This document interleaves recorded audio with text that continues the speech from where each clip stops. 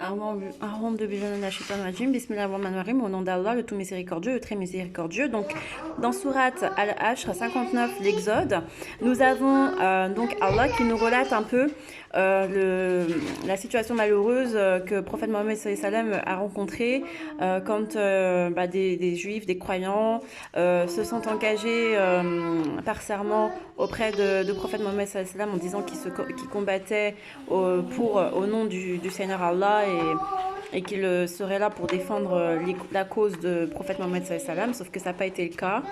Au moment venu, ils se faufilent, voilà, ils sont hypocrites, ils ne tiennent pas à leurs engagements et ne soutiennent pas la cause d'Allah.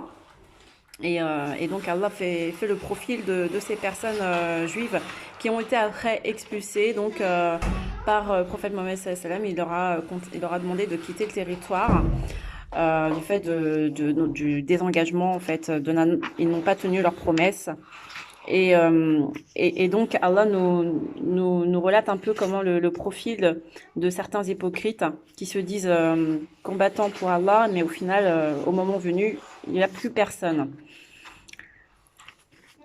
Et donc, dans Exode 59, Allah répond à tout ce beau monde, à tout ce profil, en fait, hypocrite, malsain, joueur, manipulateur, un peu comme des personnes qui égarent un peu les autres, qui font semblant de dire mais je crois en Dieu, je crois en Dieu, je crois en Allah et tout, puis et qui se permettent de faire par exemple des choses telles que faire invoquer des divinités qui n'ont pas à voir avec Allah.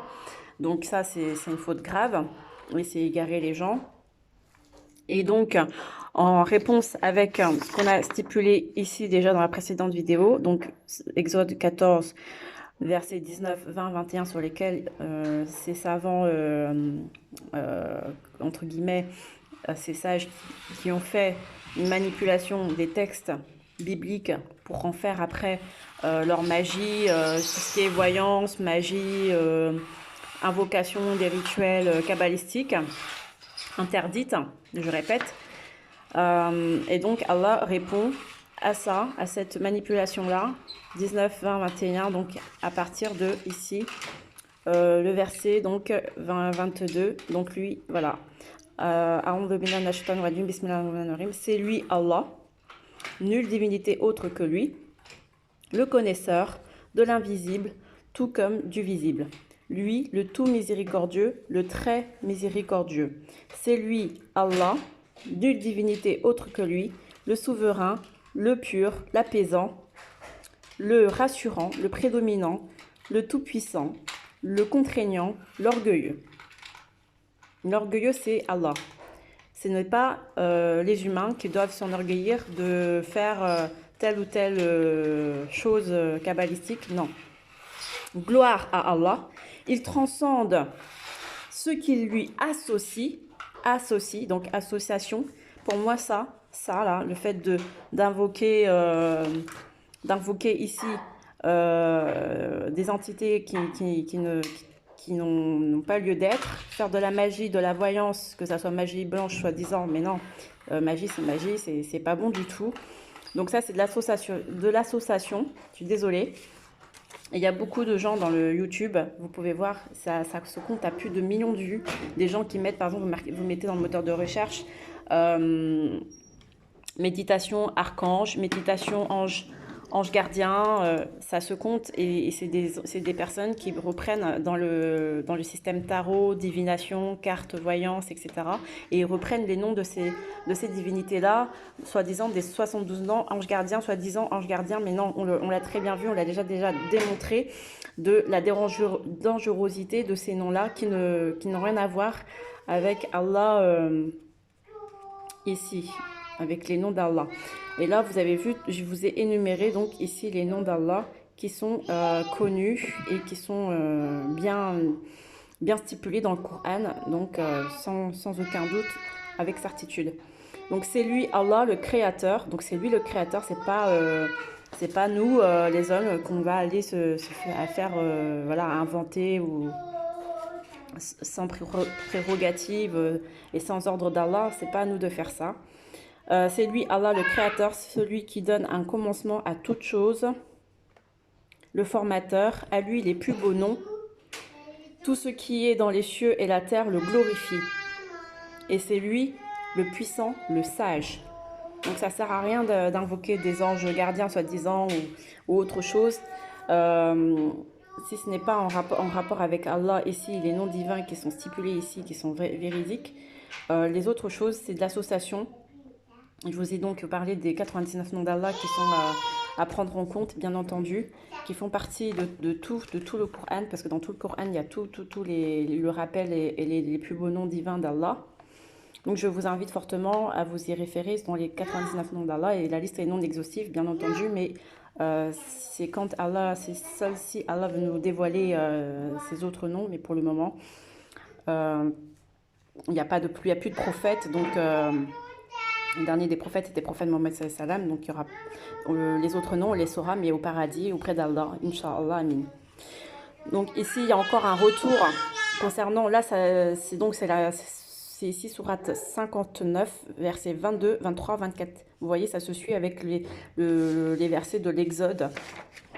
On ne va pas le rappeler, mais avec le verset de l'Exode 14, 19, 20, 21. Ça, c'est vraiment un miracle et une réponse forte d'Allah concernant le côté associationnisme sur lequel ils ont fait, en plus se reposant sur des textes sacrés, et ça c'est vraiment interdit.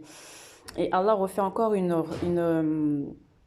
un rappel, mais tout le Coran c'est du rappel et c'est de l'avertissement, mais là on a bien ici dans sourate 17, et sourate 17 c'est quoi? C'est sourate appelée les Banu Israël, les enfants d'Israël, versets 110-111, ou aussi appelé le voyage nocturne, parce que le prophète Mohammed sallallahu alayhi wa sallam est parti à Jérusalem dans les cieux en montant son corps astral, enfin voilà, il est monté lors d'un songe, et il est parti, son corps est parti dans les cieux jusqu'à Jérusalem, et il a vu le paradis et les alentours de Jérusalem, etc. Donc ici, on a vraiment un message très fort, une critique très forte à l'encontre donc des chrétiens et des juifs. Et donc c'est aussi un rappel pour les musulmans, et aussi une critique par l'intermédiaire donc des anciennes croyances, en nous rappelant de ne pas faire pareil, de ne pas tomber également dans l'associationnisme et dans la méconnaissance d'Allah. Parce que le fait de mal le définir et d'usurper un peu son identité, on va dire ça comme ça, eh bien c'est tomber dans des amalgames, dans des confusions, et perdre son monothéisme pur, alors qu'Allah a bien enseigné sourate Al-Ikhlas 112, monothéisme pur, et dans lequel il dit il est Ahad, il est Samad, et il n'a pas engendré, il n'a pas été engendré, il n'engendrera pas et il n'engendre pas. Bismillahirrahmanirrahim, sourate 17. On dit invoquer Dieu, ou bien invoquer le tout miséricordieux, sous quelque nom que vous l'invoquiez, c'est lui qui a les noms les plus beaux. N'énonce pas ta prière à voix trop forte, non plus qu'assourdie entre ceci et cela, tiens-toi à un juste chemin. Dis louange à Allah qui ne s'est pas donné de progéniture, qui n'a point d'associé dans la royauté, ni besoin de protecteur contre la moindre vilainie. Exaltez-le, exaltez-le. Voilà. J'espère que cette démonstration coranique vous a plu et vous conforte dans l'idée que Allah répond très bien, et le livre, le Coran que nous avons ici est un livre sacré, véridique, authentique, et qui sous toutes ses formes démontre bien l'importance et la suite du message d'Allah.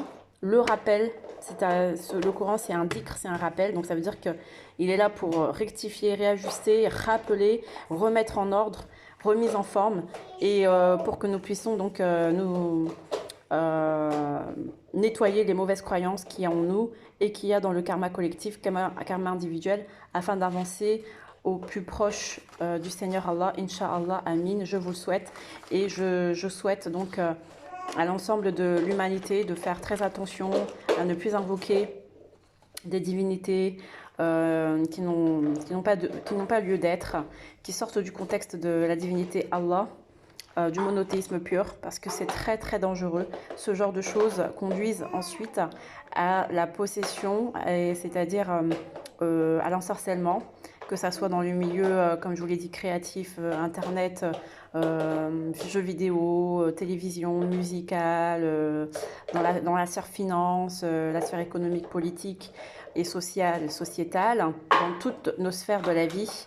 Ça se répercute dans notre psychologie, dans notre psyché, dans notre cœur, dans notre conscience, dans notre subconscient, dans nos états neuropsychologiques. Donc c'est très très très dangereux parce que ça désorganise toute notre façon de penser, notre conscience, et c'est notre âme qui doit lutter en permanence contre des insufflations instigatrices du mal et qui doit se purifier le plus possible afin de rejoindre la source divine, donc le créateur Allah, l'unique. Je ne le souhaite à nous tous, et donc je vous souhaite de faire très très attention, parce que sinon vous allez être, le monde est possédé, c'est ce qui est déjà en train de se faire. Donc le monde est possédé par des forces obscures, un peu comme BlackRock, des choses comme ça, et c'est les 1%, les 1% riches de ce monde utilisent ce genre de manipulation, donc l'invocation des mauvaises forces obscures. Donc il faut faire très attention, et on pourra donc détailler tout ça, Inch'Allah, dans une prochaine vidéo avec Jérusalem, Israël, les secrets, notamment avec la prise du pouvoir des 1% plus riches du monde. Salam alaikum. J'espère que vous allez pouvoir regarder et re-regarder et assimiler les vidéos, les capsules avec sincérité, fermeté, vigilance et amour. Paix, salam, prenez soin de vous. Allahumma salli ala Muhammad wa ala ali Muhammad. Alhamdulillah rabbil alamin. Salam alaikum à tous.